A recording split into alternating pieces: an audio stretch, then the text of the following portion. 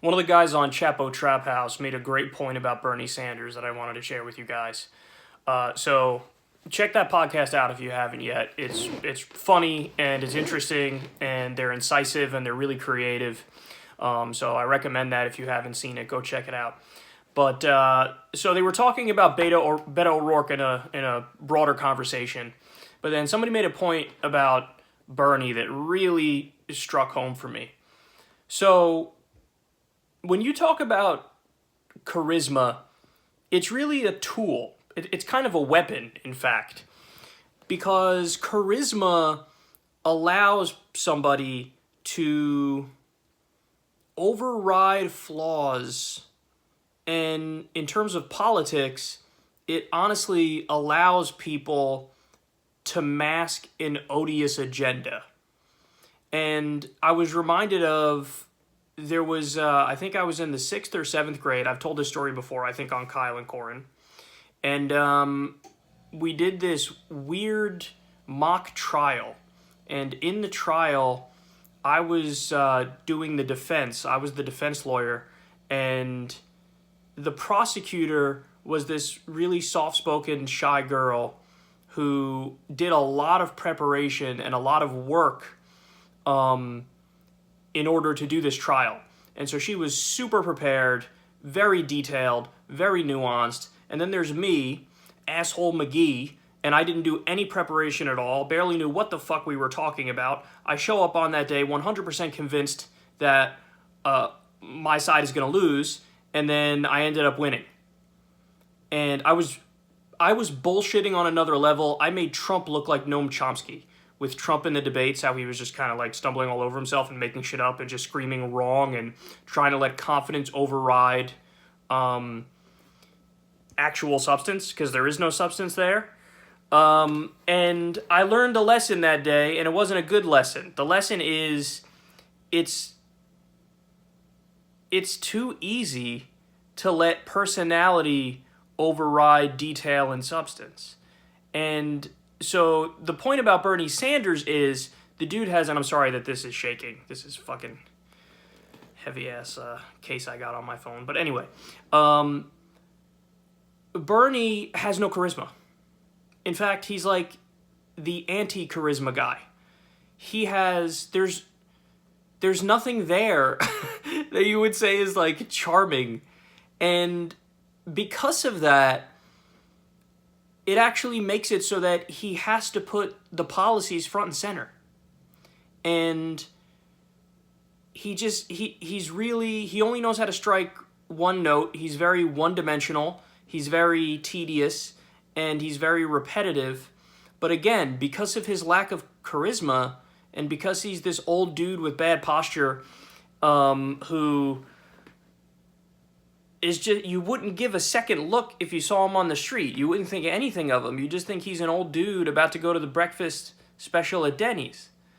But the reason why he's so overwhelmingly loved in politics and he's the most liked politician in the country is because he has no charisma, so he's forced to put the policies front and center. And then as a direct result of that, you get the sense like, oh, this guy can't be bullshitting me.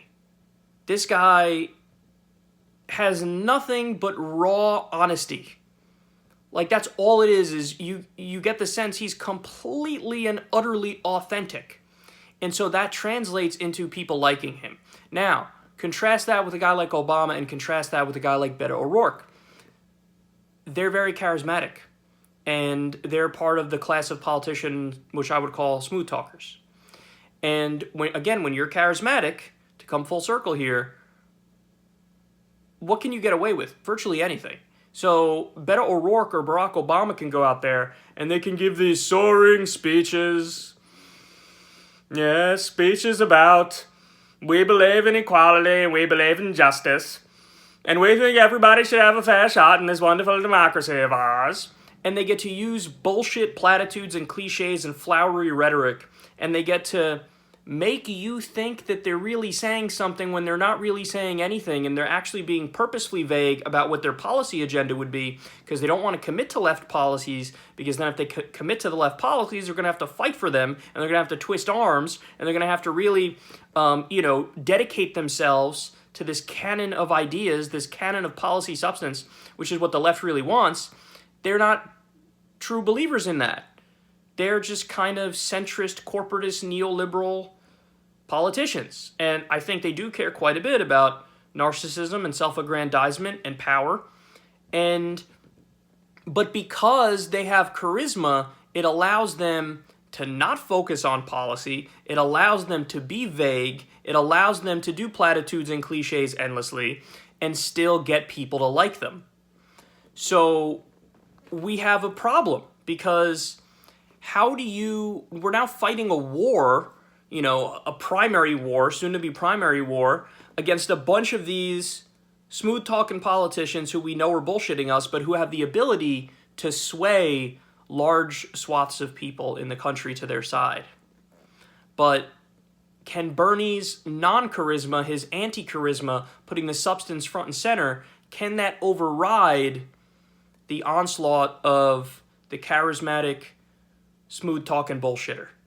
And that's something that we'll see, but both things have the potential to win out, and that's the scary part, that's the sad part, is that the anti-charisma guy, because he puts the policies front and center, people who are intelligent about this stuff and nuanced about this stuff and really have developed ideas on policy, they're going to all go to him. People who are really struggling and who know that it's time for radical change in this country, they're going to go to Bernie.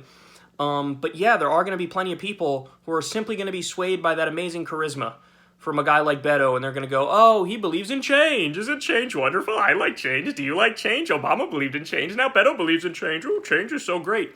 Well, let's get specific here. And again, that's why Bernie is far superior. He'll talk about a living wage. He'll talk about Medicare for all. He'll talk about free college. He'll talk about a union, $15 an hour and a union. He'll talk about foreign policy in a way that very few other politicians talk about foreign policy. He'll be specific. So we'll see what happens, but I just wanted to elaborate on that point that I heard on Chapo Trap House, because that's true, that's why he's so loved, is because he's not charismatic. Because think about it, if Bernie tried to do the same kind of bullshit speeches that like Beto O'Rourke does, and he goes out there and all he does is talk about like justice and honor and integrity and equality and vague flowery words, nobody would like Bernie. Everybody would be like, okay, this is weird, an old guy screaming about equality to me. I would prefer he tells me something specific, and that's the thing, is that's why Bernie's loved, is that he doesn't do any of the bullshit rhetoric. He's only going to give you the straight dope. So beware of the smooth talker is the main point here, and we'll see what happens moving forward into the Democratic primary.